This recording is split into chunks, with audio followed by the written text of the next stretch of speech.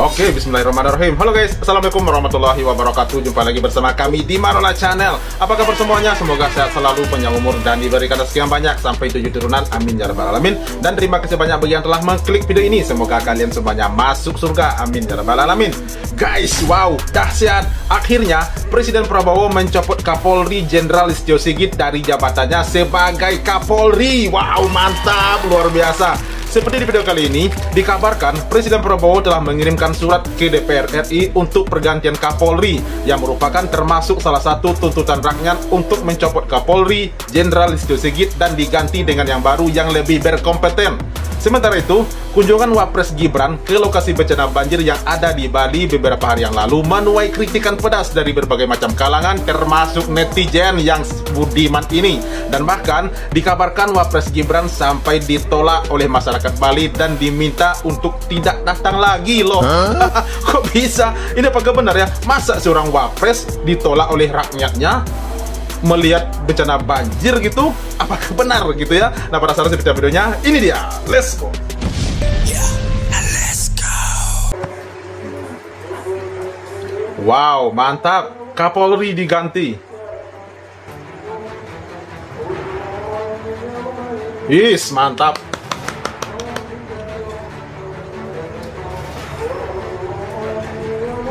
Iya, iya.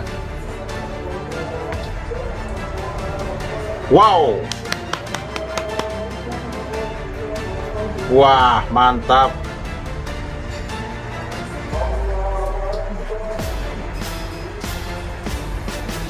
Wow.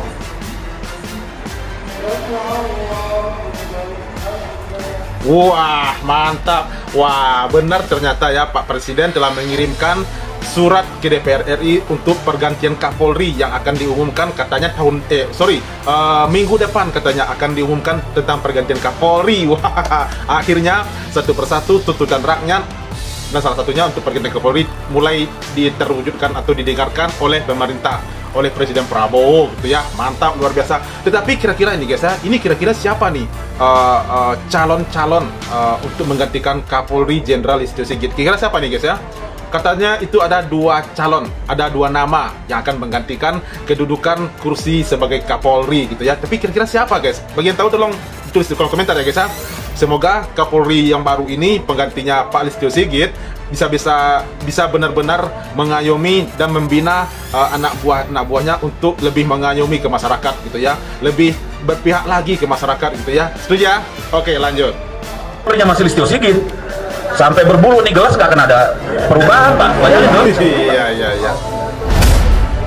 Kalau Pak Prabowo sudah mengganti Kapolri, mungkin kita bicara hukum, karena saya percaya banyak perwira-perwira yang tidak mau institusi Polri rusak oleh Kapolrinya.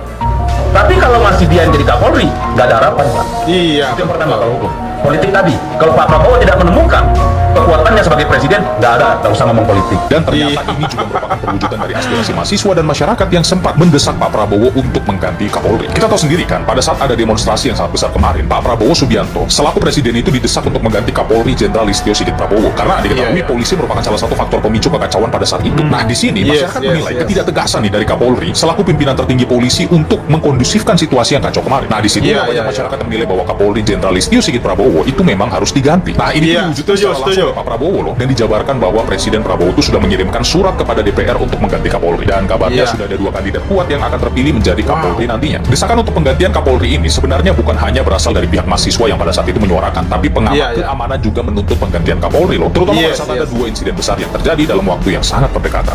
Iya, mantap. Nah, benar ya. Akhirnya Pak Listio Sigit selesai juga tugasnya sebagai Kapolri, dan semoga kita berharap pengganti beliau sebagai Kapolri itu bisa lebih bermasyarakat lagi lah, bisa mengayomi lagi kepada masyarakat, bisa lebih menghargai masyarakat gitu ya, dan bisa lagi menindak para koruptor yang ada di negeri ini ya guys ya. Oke guys, lanjut. Ini katanya warga Bali menolak kedatangan Gibran agar tidak datang lagi nanti. Ini maksudnya apa nih guys? Coba kita simak. Viral yang digoreng-goreng, seolah-olah Wapres diusir, nggak boleh lagi KBLI tahun depan. Oh, ini waktu kunjungan ke Bali, bencana banjir di Bali kemarin. Halo bro, dari kemarin tuh beredar video ini, video gorengan, video yang digoreng, dipotong, yang menarasikan bahwa kunjungan Mas Gibran itu ke Bali itu bro, itu diusir. Oh, bentar guys. Ini di sini bukannya jawab, malah mic dikasihkan ke Bupati Bali. Terus Gibran ke pengungsian warga, kami harap Wapres apa nih maksudnya? Para pejabat Jangan berkunjung lagi. karena kami terkait dari kebersihan apa sebab kami ucapkan terima kasih juga alergi Bapak Wapres sudah mengunjungi kami di sini. Tapi yang paling penting Pak Wapres, jangan lupa Pak Wapres datang lagi ke sini, tolong dong solusinya. Oh gitu.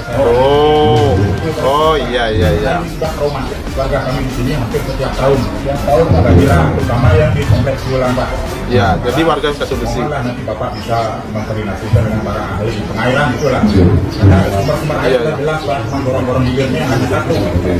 Kalau kita masih ke depannya, harapan kami semoga Pak Wapres tahun depan ada kecil lagi gitu. Iya. Oh gitu. Ada banjir ke depan. Iya. Oh gitu. Oh jadi warga Bali, masyarakat Bali ini yang terdampak banjir ini itu minta solusi kepada Wapres Gibran agar tidak terjadi lagi bencana banjir di wilayahnya, agar nanti tidak berkunjung lagi ke sini karena banjir katanya. Bukannya diusir, masa seorang Wapres cerdas gitu loh, kata pemujanya gitu ya.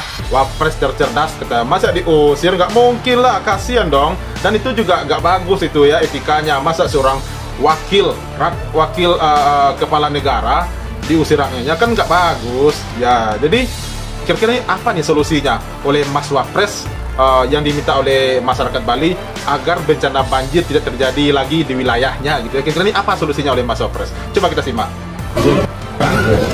Kalau ini gue nggak setuju nih sama warganya. Nggak ada solusi. Ada solusi mengatasi banjir ke Gibran biar Pak Wapres tidak datang lagi. Kalau minta solusi banjir, Wapres salah sebenarnya. Ya, terus kalau ada pemerintah daerah. Oh iya, benar. Gituan mana? Wapres nih 19 juta lapangan kerjaan. Nah, iya betul. Iya betul, ini betul ya. Masa minta solusi mengatasi bencana banjir minta ke sama Wapres ya nggak tepat, betul sekali itu ya. Mintalah solusi kalau misalnya mengatasi bencana banjir atau bencana alam itu kepada kepala daerahnya, kepada gubernurnya atau bupatinya atau wali kotanya, bukan kepada Wapres. Nah, Wapres kan sudah waktu kampanye itu kan sudah menjanjikan 19 juta lapangan pekerjaan. Nah, itu yang seharusnya dituntut oleh rakyat, bukan mengatasi masalah banjir. Nah, itu baru tepat ya, saya setuju ya. Jadi 19 juta lapangan pekerjaan itulah yang dituntut kepada Pak Wapres atau diminta kepada Wapres gitu ya, bukan mengatasi banjir. cerdas ya. Oke, lanjut. Menteri kita yang satu ini memang luar biasa. Bapak Kemenku Purbaya mau berantas mafia cukai. Iya, mantap itu. Tentunya ada yang main-main, di mana main-main. Nah, ini jadi idola saat ini ya. Saya bisa hilangkan cukai-cukai palsu. Berapa pendapatan saya? Iya. Berapa memang? Kalau saya bisa berantas. Iya. Bener nih Bapak Menteri, yakin luar biasa. Kerjanya tidak diragukan lagi. Apa aja kalau misalkan masalahnya untuk negeri ini, Bapak Purbaya garis depan pokoknya. Iya. Saran buat Bapak Presiden, kasih ajudan buat Bapak Menko Purbaya, karena di negara kita tahu sendiri, jangan terlalu bersinar. Kalau terlalu bersinar nanti banyak yang tidak suka. Iya. Sehat terus, hati-hati buat Bapak Purbaya. Yes, betul, setuju itu ya. Saya belum belum ngerti dengan dalam lah seperti apa sih cukai itu. Katanya ada yang main-main, di mana main-mainnya. Kalau misalnya saya beresin, saya bisa hilangkan cukai-cukai palsu. Iya. Apa pendapatan saya? Benar. Itu kan saya bergerak ke depan.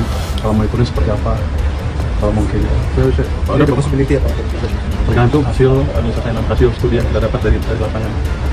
Iya, mantap. Ini beliau Pak Menteri Purbaya ini yang merupakan Menteri Keuangan yang saat ini sedang lagi bersinar-bersinarnya gitu ya di mata netizen, di mata masyarakat Indonesia yang akan ikut meningkatkan perekonomian masyarakat gitu ya. Nah, saking vokalnya beliau saat ini, saking semangatnya gitu ya, pasti ada pihak-pihak lain yang tidak setuju dengan program-program beliau atau gebrakan-gebrakan dari beliau. Nah, jadi oleh karena itu, mari kita kawal beliau. Kapan perlu beri ajudan dari Presiden agak lebih gitu ya, 3, 4, 5, 6 gitu ya, agar keamanan beliau lebih terjamin gitu ya. Dan kita juga sebagai masyarakat juga ikut mengawal beliau dan membantu beliau untuk meningkatkan perekonomian kita gitu ya, agar lebih meningkat lagi, agar pengangguran bisa teratasi dan lapangan pekerjaan juga bisa nambah gitu ya. Oke guys, kita simak lanjutannya. Mat sudah masuk ke perbankan, uangnya udah nongkrong di sana. Sekarang saya duga para dirut bank pusing mau nyalurin kemana. Iya. Tapi saya pikir dengan cara itu 200 triliun. Kalau mereka belum bisa nyalurin karena mereka punya uang lebih, dia nggak akan perang bunga lagi, bunga akan cenderung turun. Itu akan berdampak ke ekonomi dengan itu sendiri ya. Pinjaman turun, bisa juga bunga deposit turun. Yang jelas cost of money turun. Jadi yang punya uang nggak ragu untuk belanjain, yang pinjam ke bank nggak ragu untuk pinjam. Untuk alokasinya sebetulnya niat saya adalah suka-suka banknya. Tapi kalau banknya agak bingung, nanti ada guidance di mana mereka bisa memanfaatkan uang itu untuk membantu program-program unggulan pemerintah. Jadi win-win solution ya. Jadi kalau mereka bisa pakai saluran ya salurin, kalau nggak bisa ya situ. Jadi mudah-mudahan, hampir pasti ekonomi akan berjalan lebih cepat. Iya, mantap. Ya, saya setuju sekali dengan Pak Purbaya ini. Perampasan aset. Saya adalah seorang prajurit berpangkat pertama. Iya. Kebetulan saya juga salah satu ahli dan pakar kejahatan pejabat tindak pidana korupsi. Saya S1 di Untak, S2 saya di Untak, dan saya salah satu joki tentang ilmu politik. Iya, mantap ini. S3 saya di Untak. Sudah S3 Bang ini rupanya. Tentang rekonstruksi pertanggungjawaban pejabat pemerintah yang melakukan diskresi. Iya. Wah, ini bukan sembarangan ini ya. Yang saya amati selama saya sekolah ya, sampai hari ini, korupsi ini sebenarnya mau dibedah bagaimana kalau menurut? Kalau sebenarnya ini simpel, cuma karena banyak yang terlalu mencawe-cawe, dan banyak yang terlalu sok tahu, banyak terlalu takut dengan dia akan ditangkap melalui perampasan aset. Iya, betul. Kalau saya jangankan perampasan aset, manusianya kita rampas. Iya, setuju. Mantap itu Bang ya. Karena dia tidak pernah memandang bulu. Saya suka-sukanya dia. Iya, betul. OTT, ya bagus. Tapi kalau saya, pendapat saya, karena saya basicnya seorang tamtama, seorang prajurit, maka saya memohon kepada negara ya, agar berikanlah kami kesempatan. Rada, Ratu, Braka, dan Kopral sersan 2 terbaik di negara, baik TNI Polri. Iya. Untuk menghadapi para penjahat yang tak beriman, yaitu penjahat korupsi, baik berpangkat, birokrasi, dan lain-lain. Berikan kami kewenangan. Saya mantap. tidak asal ngomong, tapi dengan pendapat yang saya sampaikan, saya akan mencabut nyawa mereka. Saya akan mencabut nyawa para korupsi.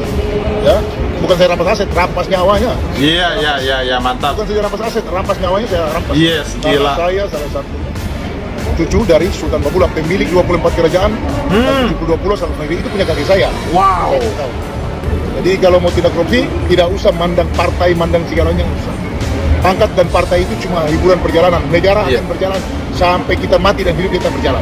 Iya. Wah, keren. Luar biasa. Ternyata Bapak TNI ini bukan TNI sembarangan. Gelarnya sudah doktor, walaupun tamtama, tapi gelarnya sudah doktor. Dan juga merupakan seorang cucu dari Sultan. Saya lupa Sultan apa tadi ya. Tetapi beliau di sini saking semangatnya untuk memberantas korupsi, memberantas koruptor gitu ya. Beliau tidak mau cuma merampas aset, tetapi juga merampas nyawanya, merenggut nyawanya. Gila. Ini benar-benar ya. Andaikan semua aparat negara seperti ini kan bagus ya. Artinya mereka itu kan mendukung rakyat gitu ya. Sebab koruptor itu kalau sudah maling tidak pandang bulu, mau rakyat miskin, kaya gitu ya, itu kan rata-rata kan dari rakyat, uang pajak, terus uang negara itu kan dari rakyat, dan itulah yang dikorupsi oleh koruptor itu, dan itu harus gitu ya, harus dirampas kembali kapan perlu, nyawanya pun juga harus direnggut gitu, harus dirampas.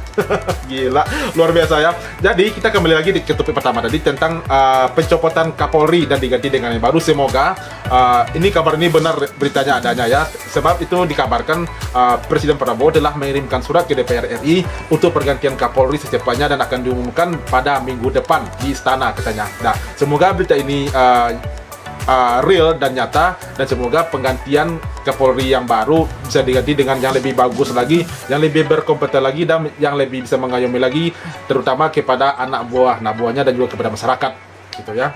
Oke guys, itu dah cerita hari ini. Terima kasih banyak yang telah menonton, dan sampai jumpa lagi di video berikutnya. Thank you. Thanks for watching.